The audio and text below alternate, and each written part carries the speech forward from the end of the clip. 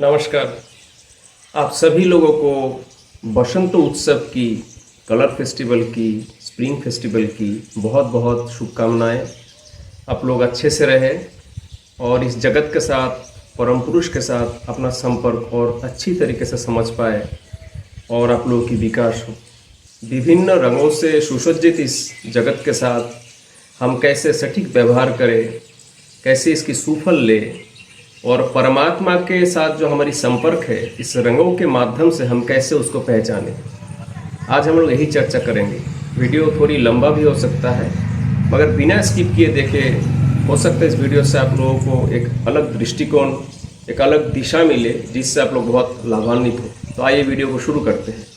आमतौर पे हिंदू संप्रदाय में इस बसंत उत्सव को होली कहा जाता है और इसके पीछे जो होलिका दहन और हिस्ट्री है, पौराणिक हिस्ट्री है, इसके बारे में मैं चर्चा नहीं करूँगा। इसमें मैं कलर और माइंड और परम पुरुष और जगत के साथ अपना जो संपर्क है इस विषय में भी बात करूँगा। हम लोग ये जानते हैं कि कोई भी काम कोई इंसान जब अकेले करते हैं उसकी सामर्थ्य कम होती है, वो अच्छा काम हो या बुरा काम। वही अगर मिलित रूप से करे तो उसकी जो प्रोडक्टिविटी है वो बढ़ जाता है। और यही चीज़ हम लोगों की फेस्टिवल की सेलिब्रेशन में, कोई भी सेरेमनी की सेलिब्रेशन में भी सेम पॉलिसी एप्लीकेबल है। फेस्टिवल या सेलिब्रेशन जब उन्नत भावना के साथ, सद्भावना के साथ, एक डेवलप्ड आउटलुक के साथ सेलिब्रेट किया जाता है तो उसकी कलेक्टिव प्रभाव हम सबके ऊपर अच्छा होता है। और जहाँ पे कोई भी फेस्टिवल या सेलिब्रेशन किसी ऑपोजिट धारा में ऑब्जर्व किया जाता है तो उसकी बुरा प्रभाव हम लोग को देखना पड़ता है।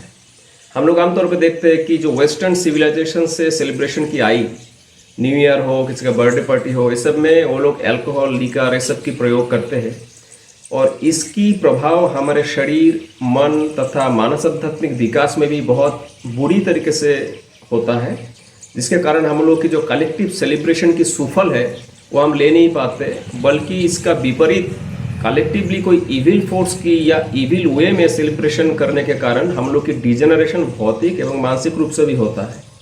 मनुष्य मन प्रधान प्राणी होने के कारण उसको हमेशा इम्पोर्टेंस देना पड़ता है कि जहाँ पे भौतिक सुख सुविधा मिले उसके साथ साथ कहीं ना कहीं मानसिक, मानस आध्यात्मिक या शुद्ध आध्यात्मिक बेनिफिट भी उसे मिले। तो इस दृष्टिकोण से हम देखेंगे इसकी भौतिक एक प्रभाव बसंत उत्सव की, इसको मैं होली नहीं बोलूँगा, बसंत उत्सव ही कहूँगा, और इसकी एक मानस आध्यात्मिक विकास की तरफ इसकी क्या रुख है। शुरू में जब धर्म की प्रतिपालन होना शुरू हुआ, मनुष्य की डेवलपमेंट की उषा काल से, उस समय धर्म ठीक धर्म के रूप में दुनिया में आया नहीं था। प्रकृति पूजा शुरू हुई। जो जंगल का भी देवता थे, देवी थे, वन का भी देवी थे, तो इन लोगों की पूजा अर्चा होता था, क्योंकि उन लोगों को लगता था कोई तो सुपर नेचुरल पावर है जो इस जगत को कंट्रोल कर रहा है और हम भी उसके अधीन है, इसलिए हमें उसके तुष्ट करके चलना है। लेकिन धीरे धीरे मनुष्य का मन में जब ये भय की भावना से परे अपनी मन की इच्छा, आकुति की भाव जगी, तब लोगों का मन में सवाल पैदा हुआ, who am I, where from have I come. तब वो धर्म की असली ऐशना को समझ पाए, तब धर्म साधना की तरफ मनुष्य झुके। तो प्रकृति की प्रभाव मनुष्य का जीवन में शुरू से ही रहा है, क्योंकि हम प्रकृति के अंदर ही है, हम भी प्रकृति का एक अंश है। ठीक इसी क्रम में जब सीजन चेंज होता है, जब ठंडी की ऋतु गई, अभी ग्रीष्म की ऋतु आ रही है, फिर आता है होली का समय। यहाँ पे गर्मी और ज़्यादा दस्तक दे देता है और इसको स्प्रिंग फेस्टिवल इसलिए कहा जाता है क्योंकि इसकी प्रभाव प्रकृति के पेड़, पौधे, फूल, बेल पत्तों में बहुत दिखता है। भारत में 6 ऋतु है, लेकिन बेसिकली स्प्रिंग का उतना प्रभाव नहीं दिखता है जितना वेस्टर्न कोल्ड कंट्री में हम लोग देखते हैं।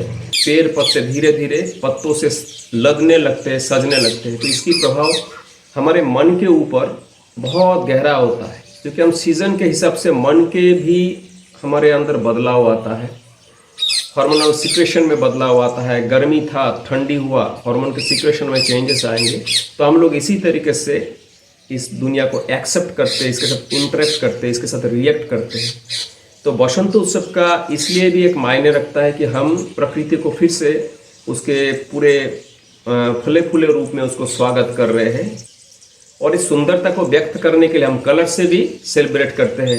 प्रकृति क्यों अकेला कलरों से लदा हुआ रहे, कलरों से सना हुआ रहे। हम भी लाल, गुलाब, पीला, हरा, नीला अलग अलग कलरों से इस दिन को सेलिब्रेट करके फिर से कलरफुल लाइफ की तरफ चलते हैं।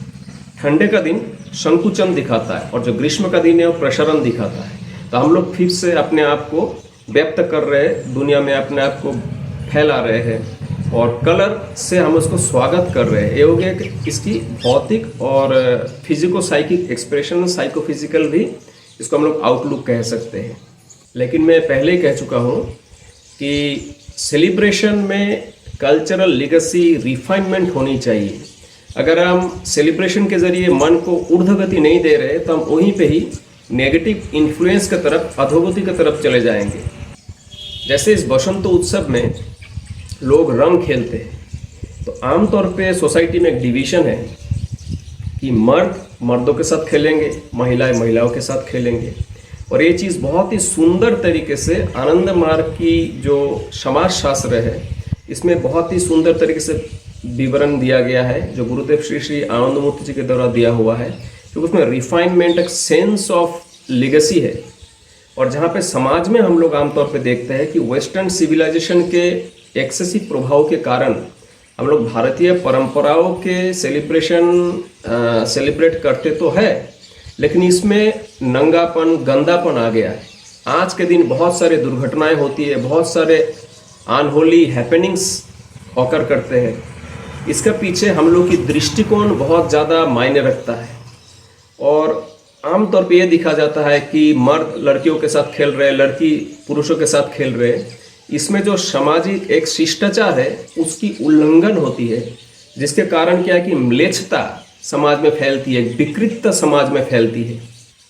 जहाँ पे इसका प्रभाव हम मानसिक उन्नति के लिए, एक हॉलिस्टिक एंजॉयमेंट के लिए कर सकते थे, वहाँ पे उसकी प्रभाव हमारी एक सेंसुअलिटी तक ही सीमित रहता है और हमारे मन को डिग्रेड करता है।